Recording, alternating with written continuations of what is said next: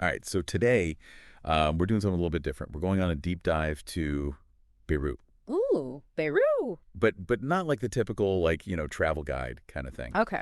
Um, we're going to be looking at this blog post about like a service taxi ride, Interesting. and it might not sound like much at first, but Yeah. this writer they just have this way with words. Yeah. They really capture what it feels like to just be there in Beirut, like right now. Kind of like the day-to-day life and especially all the economic stuff that's been going on there. Or I mean, sometimes those everyday experiences they can really give you a much deeper understanding of a place. Oh yeah, Especially when you like think about Lebanon's history and yeah, and the economy there. exactly. And so the blog it starts out with this like crazy vivid description of Beirut in the summer. Like you can almost feel like your clothes sticking to you, Right. and you can smell like all the diesel fumes. Oh And yeah. like mixed with shawarma and you can just hear like all the city sounds around you. Ah, I can almost hear it. And then the writer,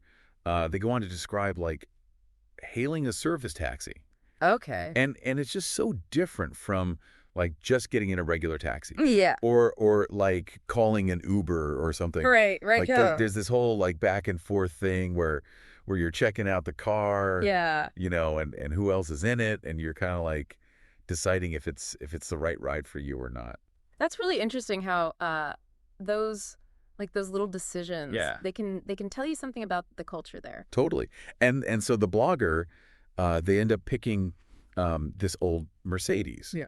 And they describe it as being way past its prime. Mm-hmm. Like it's this old hardworking person who's just seen it all, you All know. right. Right. It makes you like wonder about all the stories that car could tell. I know. And then we meet the driver. Okay. And he's this young, like slender guy who just seems so different Yeah. than this old car. And it just makes you think about him, like what's his life like, Yeah. and why is he driving this car? Mm-hmm. Like, is he connected to the original owner somehow? Yeah. It makes you wonder, like, did he choose to do this, or was it something that he had to do, like out of necessity? Right. Or maybe it's like a family thing, Yeah.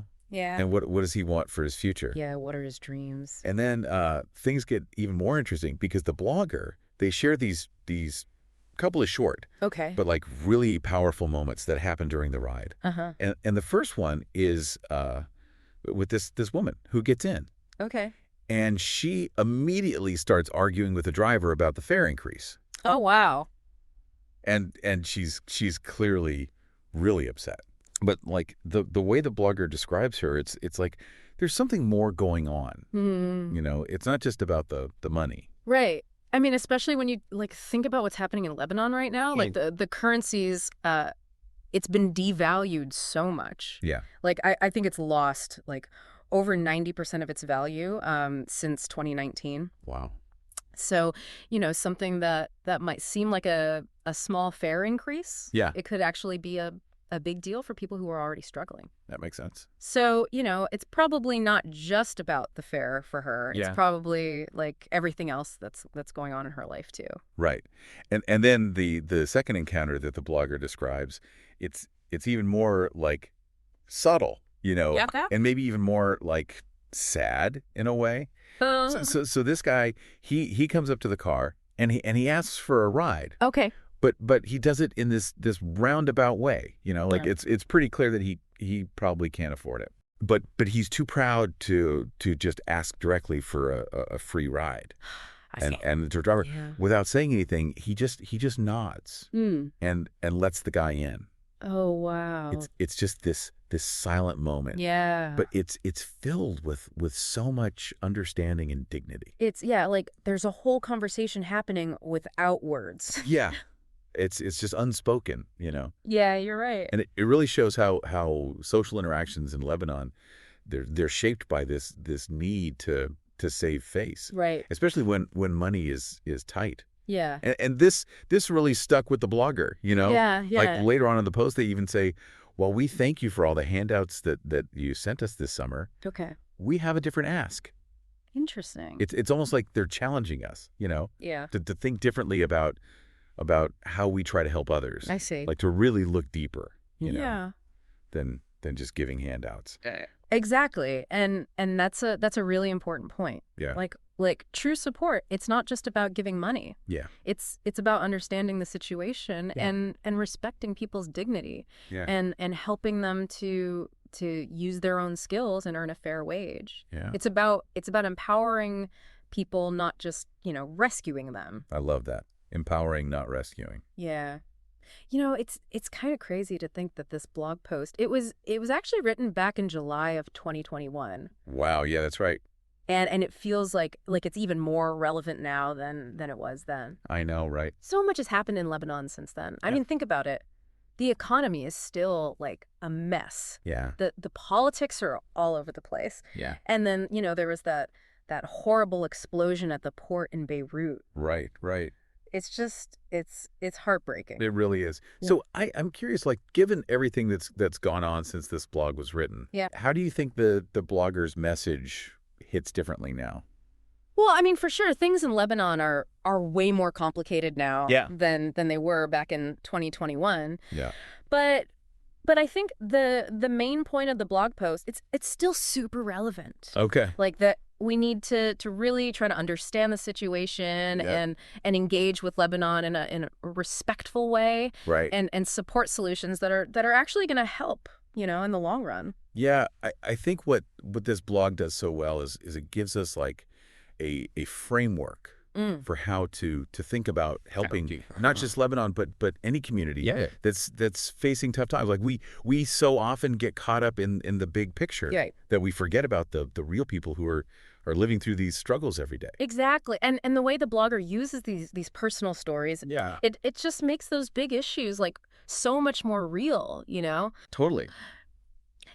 And the blogger's call to action, like they're not just saying like, oh, please help us. Right. They're actually telling us what they need. Yeah. Like they say, pay us what we're worth. Yeah. And pay us fairly and pay us what we deserve. Like Yeah. there's no begging. It's more like a demand for respect, Yeah, it's not about handouts. It's about empowerment. Yeah. Like they want people to invest in their skills, not just give them temporary help. Right. And they give some specific examples too, like Yeah. hiring Lebanese people to do remote work Right. and making sure that they get paid, a fair wage. Exactly. It's about recognizing the value that they bring to the table and creating opportunities for them to contribute. This blog has really like opened my eyes to just how complicated the situation in Lebanon is. It is. It's not just about sending money. It's about understanding the culture Yeah. and respecting the people Right. and supporting them as they try to rebuild their lives in their country. It's about solidarity and not just sympathy. Like Yeah. recognizing the strength of the Lebanese people and working with them to get through these tough times. It's amazing to me that like a simple blog post I know. about a taxi ride Yeah. can spark such a deep conversation. Right. Like we started out talking about this everyday experience. Yeah. And now we're talking about like economic development and social responsibility Yeah. and the power of storytelling. That's what makes these deep dives so much fun, right? Yeah. You never know where they're going to take you. Exactly. One thing that really stuck with me from this blog was how the blogger used those little stories, Right. to show us these bigger issues. Total. Like remember that woman who was arguing about the fare? Oh, yeah. At first it just seemed like a small argument. Right. But when you think about how much the currency has been devalued Yeah. and how people are struggling to afford basic things. Right. Her outburst, it becomes like a symbol of a much bigger problem. Yeah, exactly. Like it's not just about the money. Right. It's about the stress and the anxiety that so many people in Lebanon are feeling right now. Yeah. And then there's that man who asks for the free ride, Right. but doesn't actually ask. Right. That moment really shows us how important pride and dignity are, Yeah. especially when people are going through tough times. Right. He don't want it to look like he was begging, even though he clearly needed the help. Yeah. And the way the driver just he just quietly understands and accepts. Yeah. It shows like the compassion and the empathy Yeah. that exists even in the hardest of times. I love that. It's like even when things are really bad, Yeah. people still find ways to support each other. Absolutely. And the blogger, they do a really great job of connecting those personal stories Mm-hmm. to the bigger picture of what's happening in Lebanon. Right. And they're asking us to go beyond just like a surface level understanding Yeah. and really engage Yeah. with the country and the people Yeah. in a deeper way. Absolutely. And that call to action at the end, are you with us? Sure. It feels even more powerful now, after Yes. everything that's happened. It's like they're challenging us to not just feel bad, Right. but to actually do something. Yeah, to be an ally. To stand in solidarity with the Lebanese people, Yeah. not just in words, but in actions. And to really educate ourselves Yeah. and seek out different perspectives. Yeah. And listen to people's stories Yeah. with empathy. That's what it's all about. Yeah. This deep dive has really given me a whole new way of looking at not just Lebanon, but the world in general. It's Yeah. like a reminder that we're all connected. Yeah. And that even the smallest actions Right. can have a big impact. Exactly. And speaking of impact, I want to go back to something that the blogger said towards the end Okay. about how Lebanon, the land of the cedars, Yeah. will eventually get through this Yeah. and contribute once more to the development of humanity. That's beautiful. Isn't it? It's such a powerful statement. Yeah. It shows the resilience of the Lebanese people Yeah. and their belief in a better future. Like, they're not giving up hope. No. They believe that Lebanon can be a force for good in the world, Yeah. even with all the challenges that they're facing. It's a reminder to focus on the positive, on the Mhm. strengths and the potential Yeah. that people and communities have Right. instead of just dwelling on the problems. Absolutely. This deep dive has really shown us both the struggles and the strengths Yeah. of Lebanon and its people. It has. It's a reminder to look beyond the headlines Mm-hmm. and see the resilience, the generosity, Yeah. the hope Yeah. that drives them forward. It's inspiring. It really is.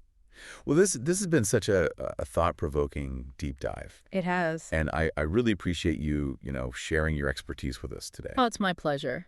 I think our listeners are going to find this one really I interesting think so too. and really get them thinking. Yeah, it's a conversation that stays with you You- long after the episode's over. And if anyone's feeling inspired to help out the blogger, they gave us some really specific ideas, Right. like going to Lebanese restaurants and tipping generously Okay. and hiring Lebanese people to do remote work Yeah. and just generally engaging with the country Mm-hmm. in a respectful way Yeah. that recognizes the dignity of its people. Absolutely. And we'll be sure to put some links in the show notes Yeah. Good idea. to some organizations and resources where people can get involved. Yeah. Perfect. Before we wrap up, Yeah. there's one more thing I wanted to touch on Okay. that really struck me. Uh-huh. And it was that part where the blogger described the old Mercedes taxi Oh, yeah. as having seen it all. That was a powerful image. It was. What did you take away from that? Well, it made me think about like the weight of history. Like Yeah. all the stories and experiences Right. that are embedded in every place, Yeah. in every object, Yeah. and every person. It's like we're all carrying these stories with us, Yeah. whether we realize it or not. And sometimes those stories are hidden in plain sight. Right. Yeah. Like the faded paint on an old taxi. It's just waiting for us to pay attention, Yeah. and listen. Yeah. That's the beauty of a good deep dive, I know. You take something that seems like simple Yeah. and you uncover all this amazing depth. It's like a whole world opens up, Totally. when you start looking closely. Exactly. Mm-hmm. Well, this has been a truly amazing journey of discovery. Has been. And I'm so glad we could share it with our listeners. Me too. And remember, folks, the blogger asked us a question. Are you with us? Yeah. And I think the answer should be a resounding yes. Absolutely. We need to show up Yeah. with solidarity, with compassion, Yeah. and with hope. With hope. So until next time, keep diving deep, keep asking those questions, Yeah. and keep those hearts and minds open. That's the spirit. It's like that Mercedes. It's a symbol for Lebanon itself. Yeah. You know, like it's been through so much. Yeah. It's got all these scars and dents. Right. But it's still going. Still running. Yeah, still carrying people Yeah. forward. I love that. It's like the Lebanese people, Yeah.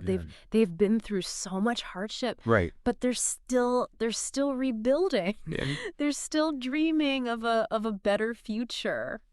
Yeah. They're not giving up. That's a really powerful takeaway for me from this whole deep dive. Yeah. It's like even when things are really tough, Yeah. there's always hope. There's There's always a chance for things to get better. right. And sometimes that change it starts small. Yeah. It starts with individuals Yeah. making choices, Yeah. helping each other Yeah. out, Yeah. building communities, Yeah. working towards a fairer world. It's like choosing to ride in that old Mercedes, Yeah. knowing that your fare is helping to support somebody. Right. It's keeping that car on the road. Yeah. And it's like in a small way you're helping to support a whole country. Those little acts of kindness, Yeah. those small choices that we make. Yeah. They can really add up. Yeah. And create something bigger, something hopeful. It's a story of resilience Yes. and hope Yeah. and generosity and pride and dignity. It's the story of Lebanon. This deep dive into Beirut has been just incredible. It has. I hope our listeners got as much out of it Yeah, me too. as we did. I hope it inspires people to keep learning. Yeah. To keep asking questions. Yeah. To look for different perspectives Mhm. and to approach the world with curiosity and empathy. And if you're feeling inspired to support Lebanon, Yeah. remember we've got those links in the show notes. in the show notes. To some great organizations Yeah, that are doing really good work. absolutely. Every little bit helps. So remember what the blogger asked, are you with us? Ooh. And let's answer with a resounding yes, Yes. with solidarity, compassion, Yes. and hope. Hope for Lebanon. Until next time, keep diving deep, Keep diving. keep asking questions, Those questions coming. and keep those hearts and minds open. Beautiful.